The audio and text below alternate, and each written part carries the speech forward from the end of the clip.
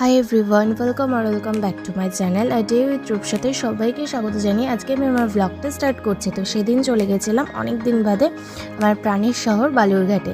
তো গিয়ে সকাল সকাল বেরিয়ে পড়েছে ব্রেকফাস্টের জন্য। হেঁটে হেঁটে চলে গেছিলাম ওই কাকিমার দোকানে ব্রেকফাস্ট খেতে। সেখানে ডালপুরি খুব বিখ্যাত ছিল, তো আমার গিয়েই মনে পড়েছিল সেইটা। তো চলে গিয়েছিলাম, যেমন কথা তেমন কাজ, চলে গিয়েছিলাম ডালপুরি খেতে। তো ডালপুরিটা এখনও সেই আগের মতন টেস্ট, আগের মতো ফ্লেভারফুল, খুব ভালো লাগছিল খেতে। আর আগেকার সেই স্মৃতিগুলো মনে পড়ে যাচ্ছিল। দেন বিকালে চলে গেছিলাম বজরংবলীর মন্দিরে। বজরংবলীর মন্দিরটি আমি বালুরঘাটে গেলে প্রতিবারই বজরংবলীর মন্দিরে যাই। তোমরা যারা আমাকে অনেক দিন ধরে ফলো করো তারা তো জানবেই বজরংবলী মানে আমার আলাদা রকমই আর সেই ব্যাপারে কী বা বলবো। তো দুপুরে চলে গেছিলাম বাটারফ্লাই খেতে। তো আমি গেলে পরে বালুরঘাটে এই কটা জায়গা অবশ্যই মাস্ট বি ইম্পর্টেন্ট, আমি যাই। তো সেখানকার গিয়ে ফার্স্টে আমরা থালি নিয়ে নিয়েছিলাম, মানে একটা, কিন্তু থালি এবার নিইনি, এবার নিয়েছিলাম শুধু প্লেন সাদা ভাত আর মাটন কষা। তো ওভারঅল খাওয়া দাওয়ারও খুব ভালো ছিল, আমার তো খুব ভালোই লেগেছিল। আর এর আগের বার গিয়ে যখন খেয়েছিলাম তখন আমরা ভেজ থালি নিয়েছিলাম। তো আমি গেলে ওখানে পরে ভেজ থালিটাই খাই, কিন্তু এবার ইচ্ছে ছিল যে প্রতিবারই যেহেতু আমরা ভেজ থালি খাই, তো সেই জন্য ইচ্ছে ছিল এবার আমরা একটু মাটন কষা আর এমনি প্লেন সাদা ভাত খাবো। তো সেটা নিয়ে নিয়েছিলাম। দেখো ভাতের কোয়ান্টিটি এতটা বেশি ছিল, মানে আমরা নিয়ে পরে ভাবছিলাম যে এতটা কী করে আমরা খাবো, একটা নিলেই হয়তো ঠিক হতো। এনিওয়ে, তো ওখানে গেলে আমরা, তোমরা জানোই যারা আগে থেকে ফলো করে, আগের বারে যখন গিয়েছিলাম তখনও গিয়েছিলাম, এই নিয়ে আমার সেকেন্ড টাইম। তো যাই হোক, আমরা দুপুরে খাওয়া দাওয়া করছিলাম সেই সাদা ভাত আর মাটন কষাটা দিয়ে।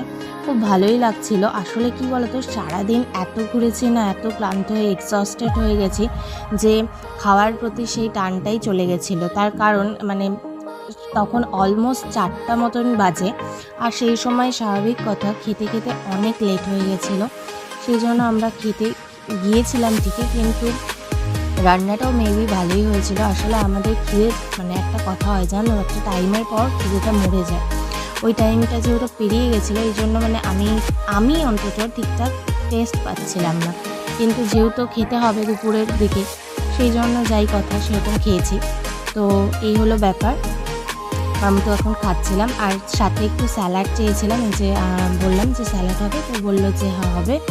তো তাই একটু স্যালাড দিয়ে, কারণ যাই হোক আমার না একটু খেতে খেতে আমার একটু স্যালাড ছাড়া হয় না, যে কোনো রুটি খেলেও আমার একটু স্যালাড লাগে, ভাত খেলেও লাগে। এনিওয়ে, আমি তো গল্প করতে করতে খেয়ে নিয়েছি, আর আমাকে এত এক্সস্টেড লাগছে, প্লিজ ইগনোর মাই ফেস, আমি নিজেও জানি সেটা। তো যাই হোক, এই যে খেয়ে নিয়ে খাচ্ছিলাম, বেশ ভালোই লাগছিল, টেস্টিই হয়েছিল। আসলে যেটা বললাম, খিদেটা মরে গেছে। আর যে কাজে আমাদের ওখানে যাওয়া, আমাদের ডকুমেন্টস রিলেটেড কাজ ছিল কিছু। তোমরা যারা আমাকে অনেকদিন ফলো করো তারা জানবে যে আমি আগে বিগত 16 বছর পর্যন্ত বালুরঘাটেই ছিলাম। রিসেন্ট 2021 সেপ্টেম্বরে আমরা শিফট হয়ে গেছি। তো যাই হোক, এখন কি আর করা যাবে, এত বছর থাকার জন্য এখানে ডকুমেন্টস রিলেটেড কিছু কাজ থাকে। আর এই যে এটার মধ্যে ছিল লবণ, তো আমি কিছুতেই লবণটা বের করতে পারছিলাম না, এত স্লোতে হচ্ছিল এখন কোনো একটা প্রবলেমের জন্য। যাই হোক, খেয়ে দিয়ে নিয়েছিলাম, ভালোই খাওয়ার দাওয়ার ছিল। তো এগুলোই আমরা গল্প টল্প করছিলাম যে যতবারই আসি আমরা এখানে, এই নিয়ে সেকেন্ড টাইম 2বার খেলাম, ভালোই খাওয়া দাওয়া। আর কি বলো তো, এত দিন ধরে বালুরঘাটে ছিলাম, তো সেখানকার প্রতি একটা আলাদাই মায়া কাজ করে, আলাদাই টান কাজ করে, যেটা তোমাদেরকে কি বলবো বলো। যারা এরকম আছো, ট্রান্সফরমেশন জব করে যারা, তারা হয়তো জানবে, বা যারা ট্রান্সফরমেশন জবের মধ্যে পরিবারে থাকো, তারা জানবে যে এখান থেকে একটা জায়গায় শিফট হয়ে যাওয়া বা তার থেকে আরেক জায়গায় শিফট হওয়াটার মধ্যে একটা মায়া জড়িত থাকে, যেটা কি বলবো তোমাদেরকে। আর আলাদা রকমই একটা, এটা কোনো এক্সপ্লেনেশন দেওয়া যায় না। আমার তো আমি যতবারই যাই বালুরঘাটে, আমার খালি মনে হয় যে হয়তো আমি এখানেই আছি। আর এই স্মৃতিটা কখনো ভোলার না, কারণ বিগত আমরা প্রায় 18-19 বছর আমরা ওখানে ছিলাম। একটা জিনিস কি বলতো, একটা জায়গায় থাকতে থাকতে জানি না কেন সেটার প্রতি মায়া জন্মে যায়, আর সেটা যখন এত বছরের একটা জার্নি, তো আমি গেলে পরে আমার তো খুব ভালো লাগে। আর সত্যি কথা বলতে, সিরিয়াসলি এই শহরটাকে প্রাণের শহরই বলা যায়। আমি গেলে কখনো বসে থাকি না, আমি গেলেই ফার্স্টে ঘুরে বেড়াই, ঘুরতে বেরিয়ে যাই, গিয়েই সাথে সাথে তার আগে যাই আমি বজরংবলী, যেটা দেখালাম বজরংবলী মন্দিরে। আর আমি জানি না কেন আমি এখন যেখানে আছি এখান থেকে আমার কমফোর্টেবল বালুরঘাটের মতন জায়গা কোথাও লাগেনি। এর আগে আমি আরও জায়গায় থেকেছি, তবে বালুরঘাটের মতন এরকম শান্তিপ্রিয় জায়গা আমি সত্যিই কখনো বুঝতে পারিনি। তো চলো, আশা করি ভিডিওটা তোমাদের খুব খুব খুব ভালো লেগেছে।